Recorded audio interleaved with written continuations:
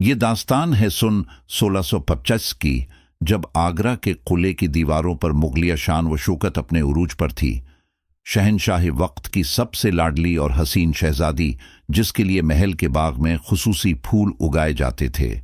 शहजादी की हंसी पूरे हरमसरा में गूंजती थी, लेकिन नजूमियों ने उसकी पैदाइश पर ही एक ऐसी पेशगोई की थी जिसने शहनशाह की नींदें हराम कर दी थीं।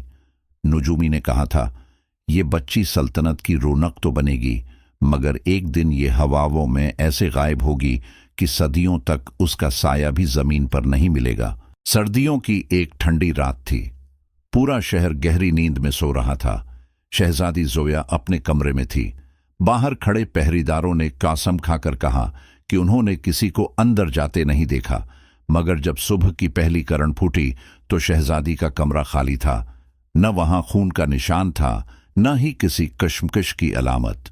सिर्फ एक खिड़की खुली थी जिससे ठंडी हवा अंदर आ रही थी। शहनशाह ने पूरी सल्तनत हिला दी। हजारों सिपाही जंगल जंगल भटके, मगर शहजादी का कहीं सुराग न मिला। वक्त ने करवट बदली।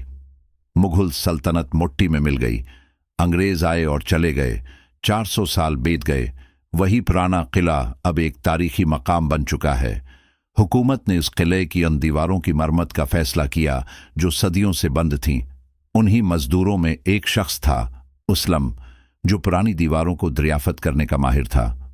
एक शाम जब वो हरम सराय के मखसूस हुस्से में काम कर रहा था तो उसका हथौड़ा एक दीवार पर लगा और एक अजीब खोखली आवाज पैदा हुई। असलाम ने अपने साथियों को बुलाया।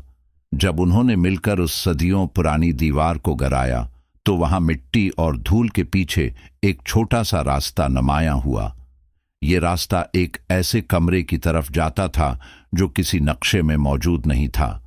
कमरे के अंदर दाखिल होते ही उनकी आंखें फटी की फटी रह गईं। वहां मिट्टी की तह के नीचे एक पुराना संदूक रखा था जिस पर शहजादी की मखसूस शाही मेहर लगी हुई थी, मगर हैरत की बात यह थी कि वहां एक आईना भी था जो 400 साल पुराना होने के बावजूद ऐसे चमक रहा था जैसे अभी बनाया गया हो। असलम ने लरुस्ते हाथों से उस संदूक की धूल साफ की। 400 साल पुरानी लकड़ी अब भी मजबूत थी, जैसे उसे किसी तलस्मी तेल से महफूज किया गया हो। जब संदूक का भारी ढक्कन खुला तो अंदर से पुरानी किताबों की खुशबू उभर आई, मगर अंदर सोना या जवाहरात नहीं थे।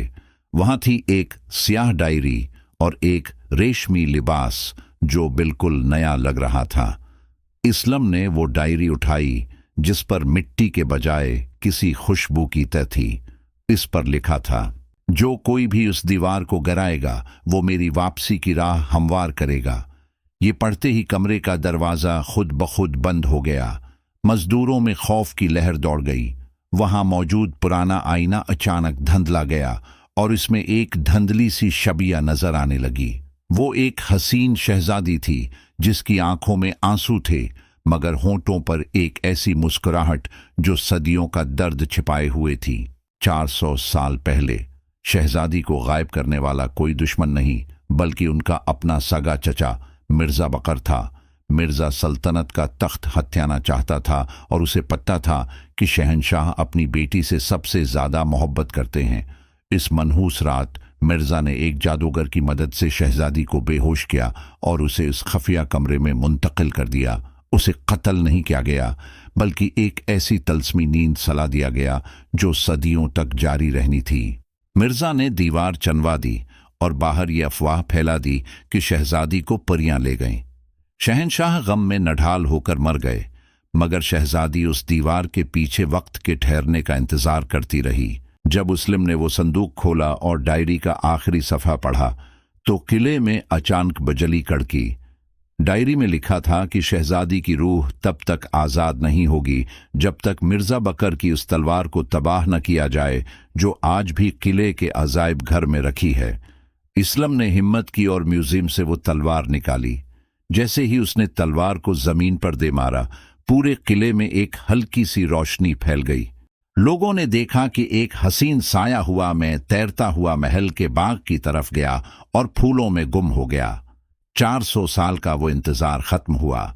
शहजादी वापस तो आई, मगर एक दास्तान बनकर ताकि दुनिया को पता चल सके कि जुल्म की दीवार कितनी ही ऊंची क्यों ना हो, सच्चाई का एक हथौड़ा उसे गिरा देता है।